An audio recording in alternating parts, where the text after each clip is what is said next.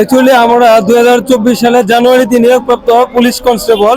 তো আমরা নিজের যোগ্যতা বলে মাঠ পরীক্ষা, রিটেন পরীক্ষা এবং ভাইভা পরীক্ষা অতিক্রম করার পর আমাদেরকে আবার পুনরায় ভেরিফিকেশন করা হয়। ভেরিফিকেশনে উত্তীর্ণ হওয়ার পর আমাদেরকে নিয়োগ দেওয়া হয় এবং আমরা জুন মাসের 23 তারিখ 24 সালে জুন মাসের 23 তারিখ আমরা বিভিন্ন ট্রেনিং সেন্টারে ট্রেনিং এর জন্য যাই এবং আমরা সফলতার সাথে ট্রেনিং 6 মাস 180 দিন ট্রেনিং সম্পন্ন করি এবং এই ট্রেনিং সেন্টারে প্রত্যেকটি ধাপ মাঠ পরীক্ষা, পিটি প্যারেড এবং ল পরীক্ষায় আমরা উত্তীর্ণ হই। আমাদের পাসিং প্যারেড হওয়ার কথা ছিল ডিসেম্বরের 19 তারিখ, কিন্তু হঠাৎ 193তম দিনে জানুয়ারির 2 তারিখ তো আমাদেরকে হঠাৎ বলা হয় শৃঙ্খলা বহির্ভূত কাজের জন্য আমাদেরকে অব্যাহতি প্রদান করা হয়। কিন্তু আমরা এই দীর্ঘ যে সময় প্রশিক্ষণ চলাকালীন সময়ে আমরা কোন রকম শৃঙ্খলা বহির্ভূত কাজ করি নাই।